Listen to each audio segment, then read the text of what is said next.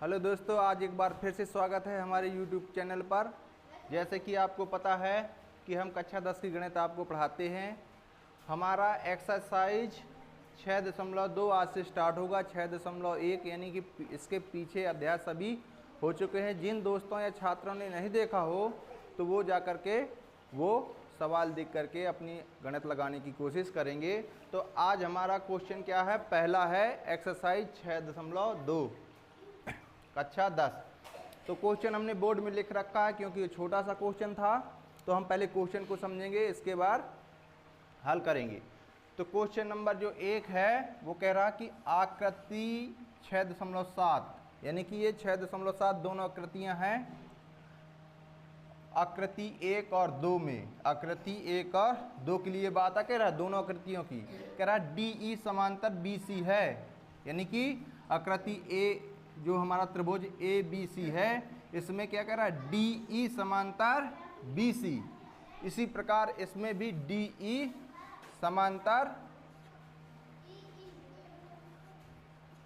BC है, इसमें भी, यानी आकृति 1 और 2 की दोनों की बात हो रही है। ठीक है। फिर कहता आकृति 1 में EC, आकृति 1 ये है, इसमें EC, इसका मान निकालना है हमें, इसका मान। ठीक है।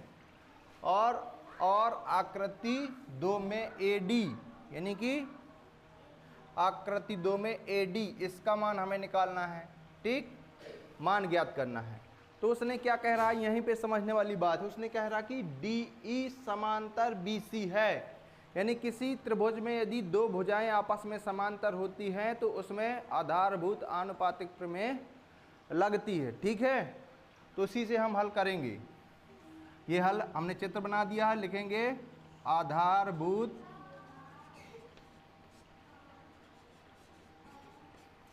समानुपातिक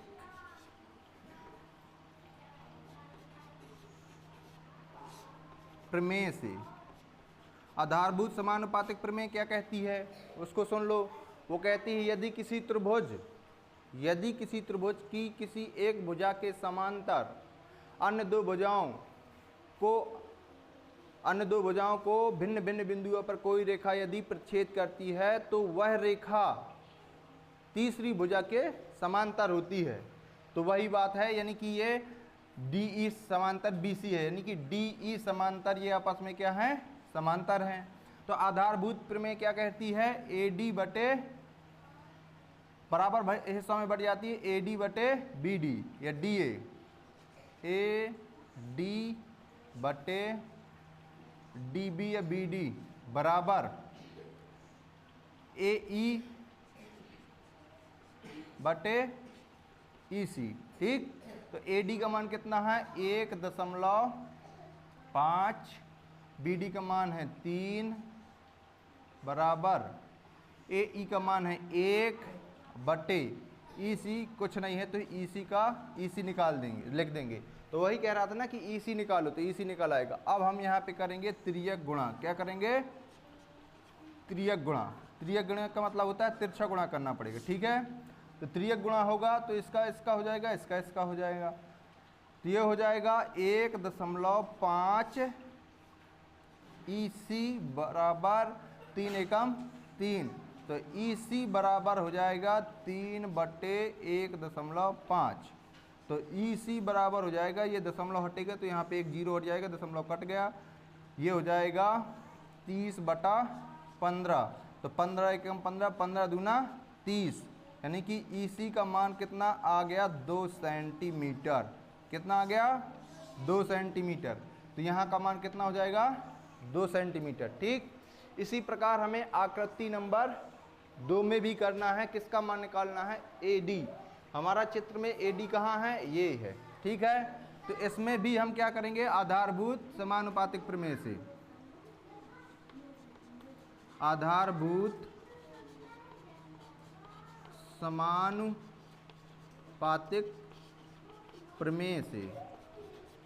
ठीक। तो यही प्रमेय कहती है AD बटे BD, AD बटे BD और AE बटे EC। AD का मान कुछ नहीं है तो AD ज्यों त्यों लिख देंगे। बी डी का मान कितना है 7.2, कितना है 7.2 बराबर ए ई का मान है 1.8, कितना है 1.8 और ई सी का मान है 5.4, कितना 5.4। अब इस दशमलव से दशमलव कट गया तो ये हो जाएगा ए डी बटे 7.2 बराबर 18/54। दशमलव कैसे कट गया? क्योंकि दोनों में एक अंक बाद ही दशमलव लगा है, इसलिए आपस में कट गए। ठीक, अब यहाँ पे करेंगे तो 18 एकम 18, 18 तिया 54। तो यहाँ पे अब क्या बचा? ए डी बटे 7.2 बराबर 1/3। यहाँ भी हो जाएगा त्रियक गुणा, क्या होगा? त्रियक गुणा हो जाएगा। ठीक है, तो इसका हो जाएगा 3 ए डी, इसका बराबर 7.2। तो ए डी बराबर कितना आ गया? 7.2/3। तो 3 से इसको काट देंगे तो 3 दूना 6, एक इसमें आ जाएगा, यहाँ दशमलव लग गया और ये 12 बन जाएगा, तो 3 चौको 12, यानी कि ए डी का मान कितना आया बच्चों? 2.4 सेंटीमीटर। यही क्या होगा हमारा आंसर? एक आंसर ये। तो क्वेश्चन में उसने कहा था ईसी और एडी का मान निकालो, तो हमने ये निकाल के बता दिया है। इस क्वेश्चन को ध्यान से देखना है और समझना है। ठीक है, ये सब रोल किसका है? आधारभूत समानुपातिक प्रमेय, जिसको हम थेल्स प्रमेय भी कहते हैं।